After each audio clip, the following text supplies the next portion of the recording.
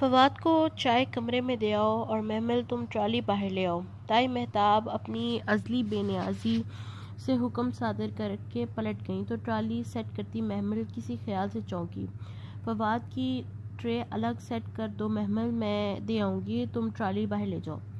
میں نہیں باہر لے کے جاؤں گی، تنگ آ گئی ہوں میں ان ذلیل لوگوں کے سامنے۔ اچھا چپ کرو، مسرت بکھلا کر آگے بڑھی اور ٹرالی کا کنارہ تھام لیا۔ میں لے جاتی ہوں، تم فواد کو چائے دے آؤ۔ اور وہ یہی تو چاہتی تھی، سو شانے اچکا کر بظاہر لاپرواہی سے فواد کی ٹرے سیٹ کی اور پھر اسے اٹھا کر دھپ دھپ سیڑھیاں چڑھتی گئی۔ فواد بھائی، دروازے پہ ہلکا سا ناک کیا۔ ہوں، آ جاؤ۔ اس نے دروازہ دھکیلا تو وہ کھلتا چلا گیا۔ فواد بازو آنکھوں پہ رکھے بیڈ پر نیم دراز لیٹا تھا۔ فواد بھائی، آپ کی چائے۔ ہاں، رکھ دو۔ وہ کسل مندی سے اٹھا، انداز سے تھکا تھکا لگ رہا تھا۔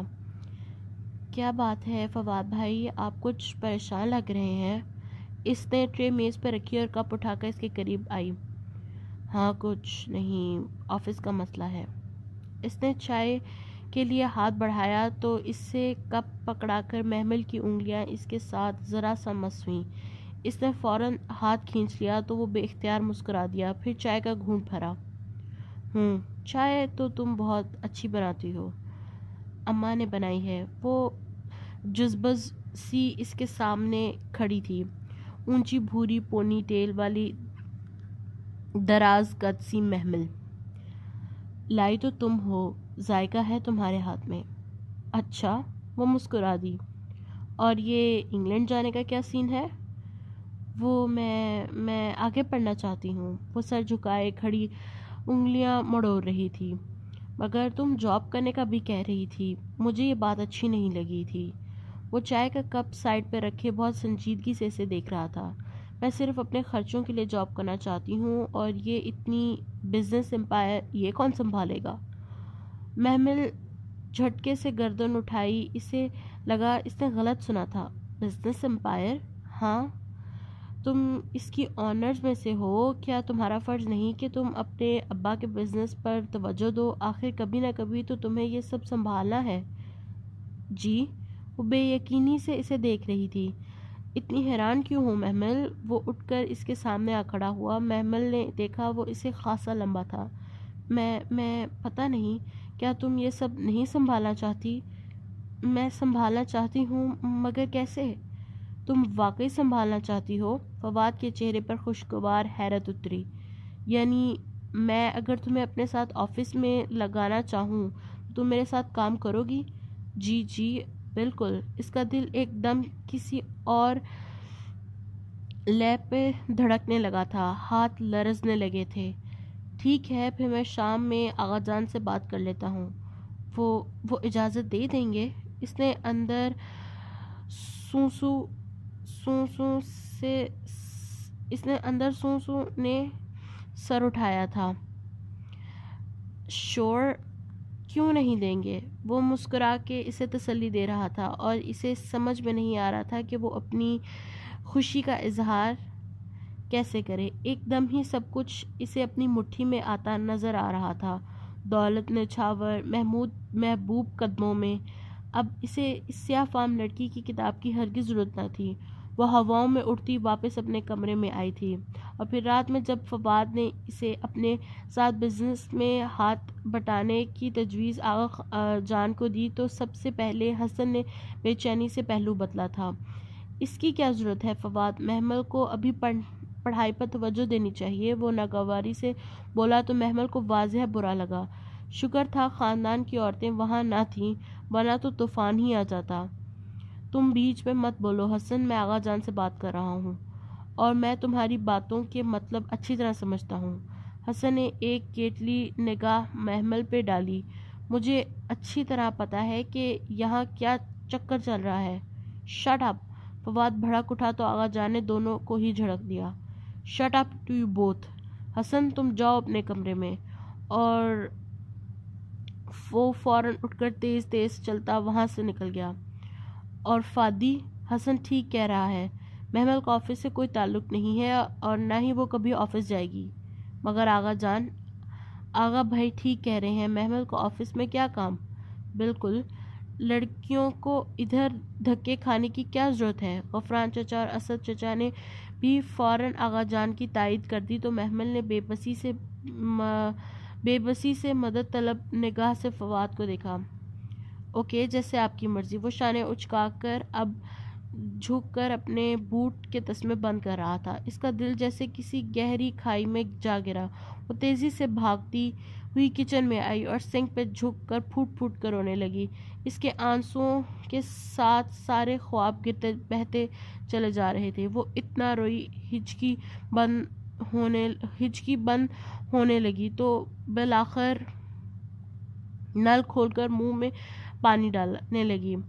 اس نے سوچ لیا تھا کہ آج وہ آخری دفعہ رو رہی ہے، وہ آج کے بعد ہرگز نہیں روئے گی۔ اس نے تو سیدھی طریقے سے سب کچھ واپس حاصل کرنے کا سوچا تھا، لیکن ان لوگوں کو سیدھا طریقہ راست نہیں آتا۔ ٹھیک ہے، اب اگر ان سے انتقام لینے کو جادو یا سفلی علم کا سہارا بھی لینا پڑا تو وہ ضرور لے گی۔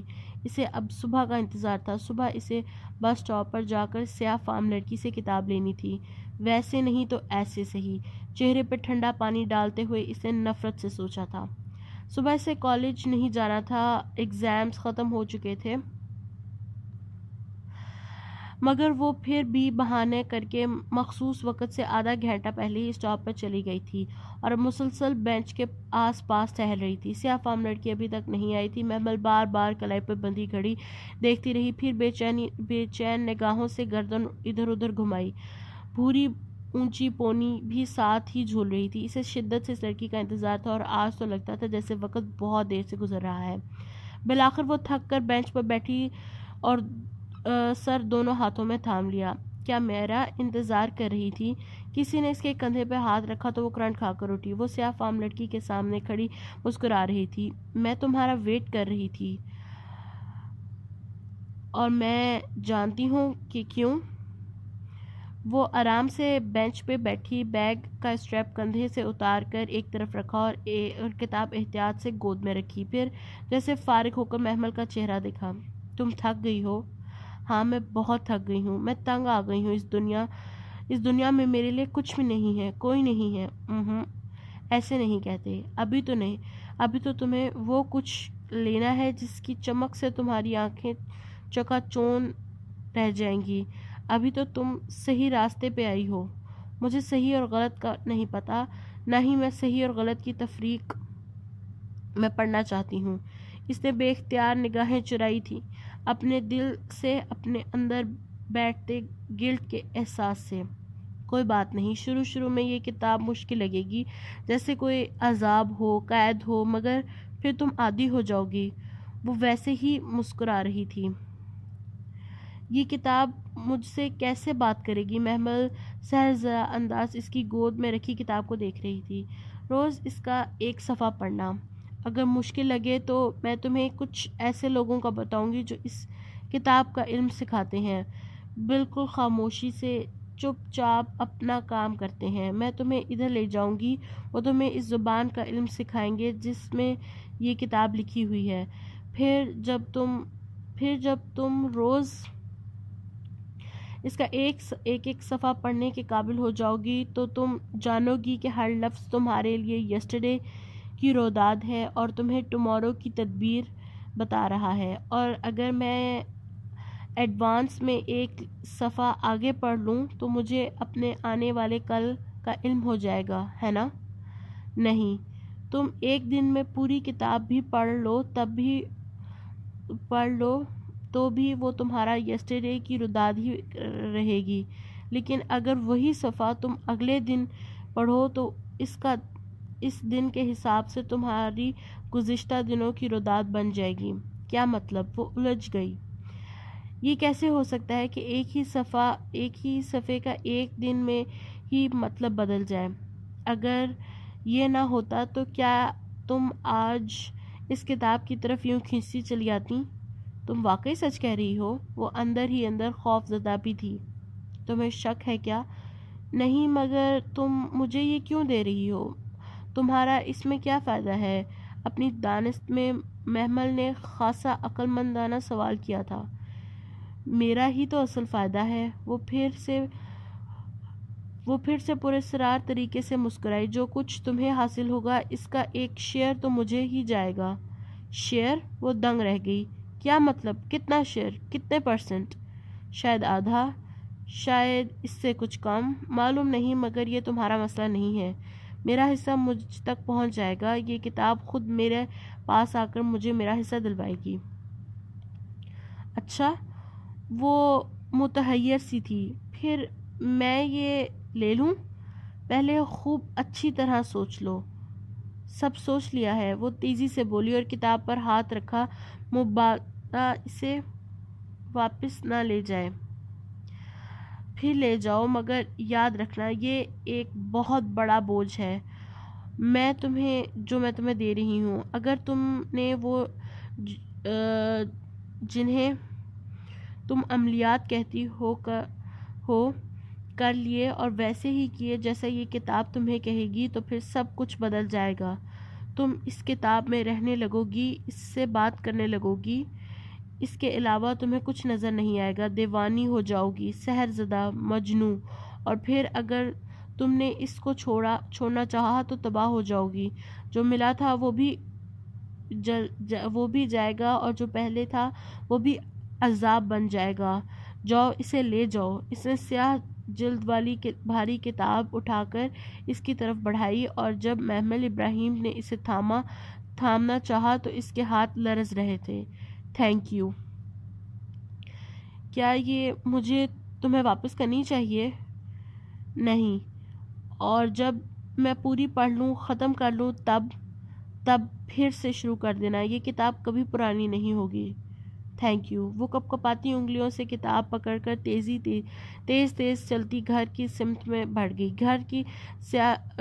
کتاب کی سیاہ جلد سرد تھی، بے حد یخ سرد۔ کوئی اسرار تھا اس میں، کوئی قدیم راز جسے وہ آج بے نقاب کرنے جا رہی تھی۔ جب اس نے گیٹ کھولا تو اسے محسوس ہوا کہ اس کی ٹانگیں کانپ رہی تھیں اور دل تو ایسے دھڑک رہا تھا جیسے ابھی سینہ توڑ کر باہر آ جائے گا۔ بوجھ بہت بھاری تھا جو اس تھکی ہوئی لڑکی نے لیا تھا۔ اندر ہی اندر اس کا دل ڈر رہا تھا، کہیں وہ تباہی کے اس راستے کی طرف تو نہیں جا رہی۔ یہ سیاہ علم، سفلی علم، یہ اچھی چیزیں تو نہ تھیں، پھر وہ کیوں اسے اٹھا لائی تھی؟ اس نے رک کر سوچنا چاہا، مگر اب وہ واپسی کا کوئی رستہ نہ تھا۔ دولت نچھاور، محبوب قدموں میں، دنیا پہ راج، اسے بہت سی چیزیں اکٹھی کرنی تھی اور وہ کتاب اس کے ہر مسئلے کا حل تھی۔ اسے بیگم نعمان کے بیٹے کا ٹھکرایا گیا رشتہ یاد آیا، اسے رات فواد کی بات پہ سب کا رد عمل یاد آیا، اسے اپنی بے پناہ دولت بھی یاد آئی تھی جس پر عیش کوئی اور کر رہا تھا۔ پھر وہ کیسے اس لڑکی کو وہ کتاب سب خزانوں کی کنجی واپس کراتی؟ پھر وہ نہیں رکی اور کتاب سینے سے لگائے، سر جھٹکائے، تیز قدموں سے لانچ کی طرف داخل آ رہی ہوئی۔ کہاں سے آ رہی ہو؟ وہ جو اپنے خیالوں میں گم تھی، آواز پہ گھبرا کر 2 قدم پیچھے ہٹی۔ سامنے تائی مہتاب قدرے مشکوک نظر سے اسے دیکھ رہی تھی۔ وہ تائی، اس نے بے اختیار خشک لبوں پہ زبان پھیری۔ وہ نادیہ سے کچھ نوٹس لینے تھے، ذرا اسٹاپ تک گئی تھی، اماں کو بتا کے گئی تھی۔ ہاں، تمہاری ماں تو کہیں کی لینڈ لیڈی ہے، جس کی اجازت کافی تھی۔ وہ تائی چچا اسد کو بھی بتایا تھا۔ پہلی دفعہ وہ تائی کے سامنے یوں ہکلا رہی تھی۔ اچھا جاؤ، سر نہ کھاؤ۔ تائی نے بیزاری سے اس کا ہاتھ جھلایا۔ وہ کمرے کی طرف لپکی اور جلدی سے الماری کھول کر ایک خانے میں سارے کپڑے کے نیچے وہ دبیز سیاہ کتاب چھپا دی۔ پھر الماری احتیاط سے بند کر دی اور ادھر ادھر دیکھ کر سج شکر کہ کسی نے اسے نہیں دیکھا۔ محمل! باہر! اماں نے پکارا تو وہ جلدی سے چہرے پہ آیا پسینہ پوچھتی رہی۔ جی؟ مسرت جو کچن میں سارے گھر کے ناشتے میں مصروف تھی، پین میں انڈے پلٹتے ہوئے مڑ کر اسے دیکھا۔ تم تو کالج گئی تھی، اتنی جلدی آ گئی؟ جی بس، خیریت؟ اوہ آج سب کو میری کیوں فکر پڑ گئی ہے؟ نادیہ سے نوٹس لینے گئی تھی، مل گئے ہیں تو آ گئی ہوں۔ وہ خام خواہ ہی چڑھ گئی، پھر ادھر ادھر برتنوں میں ہاتھ مارتی بظاہر کچھ تلاش کرنے لگی۔ میں تو ایسے ہی پوچھ رہی تھی، اچھا ناشتہ کر لو۔ نہیں، بھوک نہیں ہے۔ وہ بس منظر سے ہٹنا چاہتی تھی، سو اتنا کہہ کر باہر لاؤنج میں آ گئی۔ ذہن ابھی تک الماری میں کپڑوں کے پیچھے چھپی کتاب میں اٹکا ہوا تھا۔ پھر گھر کے کام کاج، صفائی، اور اس کے بعد مسرت کے ساتھ مشین لگائی اور وہ میکینکی انداز میں خاموشی سے کام کر رہی تھی۔ مسلسل اس کا دل پلٹ پلٹ کر اس کتاب کی طرف جاتا۔ وہ چند بار اندر آئی اور الماری کھول کر کپڑوں کے پیچھے ہاتھ تھپ تھپایا کر دیکھا۔ وہ سیاہ کتاب وہیں رکھی تھی۔ پھر سارا دن وہ موقع ڈھونڈتی رہی کہ اسے جا کر پڑھے، کچھ تو پتہ چلے، کوئی راز تو نکلے، مگر کاموں کا بوجھ اور کچھ فطری سا خوف تھا کہ وہ اس کتاب کو نکالنے کی ہمت نہ کر سکی۔ رات کو کھانے کے بعد اس نے جب سب کو ڈائننگ ہال میں سویٹ ڈش میں مصروف پایا تو وہ بالآخر الماری سے وہ بھاری کتاب نکالی اور اسے سینے سے لگا دبے پاؤں سیڑھیوں پر چڑھ گئی۔ ڈائننگ ہال سے براستہ لاؤنج کچن کی طرف جاتے مہتاب تائی نے چونک کر اسے آخری سیڑھی پھلانگتے دیکھا۔ یہ محمل کیا کرتی پھر رہی ہے آج؟ انہوں نے پیچھے سے آتی ناما چچی کو روک کر سرگوشی میں پوچھا۔ ابھی کوئی کتاب پکڑے اوپر گئی ہے۔ اچھا، وہ متجسس تائی کے قریب آئی۔ پڑھائی وڑھائی تو اب ختم ہے اور چھت پہ تو کبھی نہیں گئی پڑھنے، ضرور دال میں کچھ کالا ہے۔ اور ان کی سرگوشیوں سے بے خبر وہ باہر ٹیرس پہ نکل گئی۔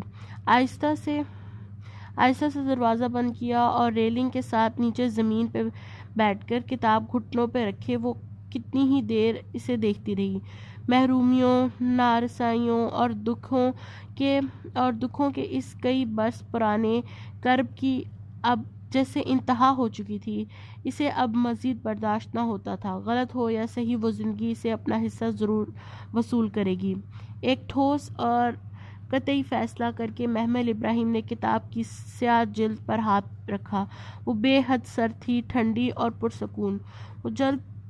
وہ جلد پلٹنے ہی لگی تھی کہ ایک دم ٹیرس کا دروازہ دھاڑے سے کھلا۔ اس نے گھبرا کر سر اٹھایا اور وہ ایک لمحے کو تو زمین آسمان اس کی نگاہوں کے سامنے گھومنے لگا۔ آغا جان، دونوں چچا تائی، مہتاب، نعمہ چچی، لڑکیاں، مسرت بھی سب ایک ساتھ باہر آئے تھے۔ یہ کیا ہو رہا ہے یہاں؟ آغا جان غصے سے گھبرائے۔ محمل، کیا کر رہی ہو ادھر؟ وہ ہکا بکا منہ کھولے انہیں دیکھ رہی تھی۔ ادھر کیا بیٹھی ہو؟ سامنے آؤ، تائی مہتاب چمک کر بولی، اور اس کی تو جیسے ٹانگوں میں جان ہی نہ رہ گئی تھی۔ بمشکل اٹھی اور 2 قدم آگے بڑھی۔ کتاب اس طرح دونوں ہاتھوں میں پکڑی اور پورا جسم لرز رہا تھا۔ وہ آغا جان، میں پوچھ رہا ہوں، اتنی رات کو ادھر کیا کر رہی ہو؟ میں پڑھ رہی ہوں۔ لفظ لبوں پہ ہی دم توڑ گئے۔ اس کی ٹانگیں کانپنے لگیں۔ کیا پڑھ رہی ہو؟ ادھر دکھاؤ۔ آغا جان کے لہجے میں اس کی سختی کم نہیں ہوئی۔ انہوں نے کتاب لینے کو ہاتھ بڑھایا تو وہ بدک کر پیچھے ہٹی۔ کچھ نہیں۔ اس نے کتاب پیچھے کرنی چاہیے اور پھر اس نے دیکھا آغا جان کے پیچھے کھڑی مسرت کی آنکھوں میں آنسو تھے اور تائی فاتحانہ مسکرائی تھی۔ ارے ہم بھی تو دیکھیں، بھری رات میں ادھر کون سی کتابوں کو چھپا کر خط و کتابت ہو رہی ہے۔ میں تو پہلے ہی کہتی تھی یہ لڑکی کوئی چاند ضرور چڑھائے گی۔ اس کے ارد گرد جیسے دھماکے ہو رہے تھے۔ نہیں تائی نہیں، وہ پھٹی پھٹی نگاہوں سے اسے دیکھتی نفی میں سر ہلا رہی تھی۔ میں نے کچھ نہیں کہا، میں تو پڑھ۔ آغا جان نے زور سے اس کے ہاتھوں سے کتاب چھینی۔ پڑھ رہی تھی تو دکھاتی کیوں نہیں ہو؟ ایک غصیلی نظر اس پہ ڈال دی انہوں نے۔ میں بھی کہوں، کیا رات کو چھت پہ آ جاتی ہے؟ کس کے ساتھ منہ کالا کرتی ہے؟ یہ زبان جو اتنی لمبی ہو رہی ہے۔ ارے میں بھی کہوں، کوئی تو ہے اس کے پیچھے۔ آغا صاحب، اس سے کہیے کہ جس مردود کے لیے چٹھیاں ڈالنے ادھر آتی ہے، اسے کہے کہ ابھی آئے اور 2 بول پڑھا کر اسے لے جائے، خاندان بھر میں بدنام کرے گی ہمیں کیا۔ اور اسے لگا آج وہ واقعتاً ہار گئی ہے۔ آغا جان کتاب کے صفحے پلٹ رہے تھے، ہر پلٹتے صفحے کے ساتھ اس کا دل ڈوبتا چلا جا رہا تھا۔ اس نے سر جھکا کر آنکھیں سختی سے میچ لیں۔ آج وہ اسے یقیناً قتل کر ڈالیں گے۔ وہ سفلی عملیات میں پڑ گئی ہے، وہ کبھی بخشی نہیں جائے گی۔ شرم نہیں آتی تمہیں، گھٹیا عورت! آغا جان ایک دم دھاڑے تو اس کی رہی سہی جان بھی نکل گئی۔ اسے لگا وہ لہرا کر گرنے کو ہے۔ جب میں نے کیا کیا ہے؟ تائی کی ہکلاتی آواز نکلی۔ محمل نے جیسے کسی خواب سے جاگ کر اسے اٹھایا۔ وہ کھلی کتاب ہاتھ میں پکڑے محمل سے نہیں تائی سے مخاطب تھے۔ تمہیں شرم نہیں آتی اس یتیم بچی پر الزام لگا کر ہم سب کو اکٹھا کر کے ڈوب مرو تم؟ ایسے الفاظ کہنے سے پہلے وہ اب چھت پہ پڑھ بھی نہیں سکتی۔ محمل نے پلکیں زور سے جھپکائیں۔ یہ آغا جان کیا کہہ رہے ہیں؟ مگر آغا صاحب وہ اس کتاب میں ڈوب مرو تم، بے دین عورت! وہ قرآن پڑھ رہی تھی، تم قرآن کی حرمت کا تو پاس رکھ لیتی۔ انہوں نے سیاہ کتاب بند کی، اسے چوما آنکھوں سے لگایا اور محمل کی طرف بڑھا دیا۔ بیٹا نیچے پڑھ لیتی تو سب پریشان نہ ہوتے، یہ لو۔ وہ اسے کتاب تھما کر ایک قتلی نگاہ ان عورتوں پر ڈال کر واپس ہوئے۔ نہ تو اب چوروں کی طرح پڑھے گی تو بندہ شک تو کرے گا ہی، ورنہ میرا کیا دماغ خراب ہے کہ میں یوں کہتی پھروں؟ تائی شرمندہ سی پلٹی۔ آغا جان کبھی کبھار انہیں یوں ہی سب کے سامنے جھڑک دیا کرتے تھے، خصوصاً جب وہ اپنے رشتہ داروں پہ بے دریغ پیسے لٹاتی تھیں، اور نہیں تو کیا۔ آہستہ آہستہ سب نادمی سے پلٹ گئے۔ وہ اس طرح ساکت سی کتاب ہاتھ میں لیے کھڑی تھی۔ ٹیرس خالی ہو چکا تھا، سب جا چکے تھے، پرسکون اور سرخرو مسرت بھی، اور وہ اس طرح پتھر کا بت بنی وہاں کھڑی تھی۔ اس کتاب کا ہر صفحہ تمہارے گزرے دن کی روداد ہے۔ یہ کتاب کبھی پرانی نہیں ہوگی۔ تم سب کو اپنی مٹھی میں کر کے دنیا پہ راج کرو گی۔ اس سیاہ فام لڑکی کا ایک ایک حرف تمانچے کی طرح اس کے منہ پر برس رہا تھا۔ تڑاخ تڑاخ تڑاخ۔ اسے لگا وہ کبھی اپنی جگہ سے ہل نہیں پائے گی، یوں ہی صدیوں اس اندھیرے ٹیرس پر کھڑی رہے گی۔ دھوکہ، مذاق، فریب، تمسخر، قرآن کی بے حرمتی۔ اس سیاہ فام لڑکی نے کیا نہیں کیا تھا؟ اتنا بڑا مذاق! ایک پریشان حال لڑکی کو سبز خواب دکھا کر اس کی ایسی مقدس کتاب پکڑا دی۔ یہ ہوا کیا تھا اس کے ساتھ؟ اس کے ہاتھ بھی لرز رہے تھے۔ نہایت بے یقینی کے علم میں اس نے سیاہ جلد والی کتاب کو چہرے کے سامنے کیا۔ سیاہ جلد صاف تھی، بے داغ، بے لفظ۔ اس نے درمیان سے کتاب کھولی۔ اوپر عربی کی عبارتیں تھیں اور نیچے انگریزی کی۔ سب سے اوپر لکھا تھا الکہف، دا کیو۔ اس نے چند صفحے آگے کھولے۔ العنکبوت، دا اسپائڈر۔ اس نے شروع سے دیکھا۔ المائدہ، دا ٹیبل سپریڈ۔ محمل نے کتاب بند کر دی۔ آغا جان نے ٹھیک کہا تھا، وہ قرآن تھا، ان کے دینی کتاب مقدس، اور اس فرنگن نے کیسے قصے گھڑ دیے تھے اس کے ساتھ۔ ذلیل عورت! وہ شوق سے نکلی تو بے پناہ غصہ آیا۔ وہ لڑکی تو اپنے گھر بیٹھی اس پہ ہنس رہی ہوگی، اس کا تمسخر اڑا رہی ہوگی، وہ بھی کتنی جلدی بے وقوف بن جاتی ہے۔ اف! وہ تیز تیز قدموں سے سیڑھیوں کی طرف لپکی۔ نہ سر پہ دوپٹہ، نہ وضو، اور چلے ہیں قرآن پڑھنے۔ لاؤنج کے بڑے صوفے پہ بیٹھی تائی اسے زینے اترتے دیکھ رہی تھی۔ اونچا بڑبڑاتی تھی۔ بڑے اونچا بڑبڑا رہی تھی۔ بڑے عرصے بعد آغا جان نے انہیں سب کے سامنے بے عزت کیا تھا، اور وہ بھی صرف اور صرف محمل کی وجہ سے۔ کوئی بھی جواب دیے بغیر سر جھکائے تیزی سے اپنے کمرے کی طرف بڑھ گئی۔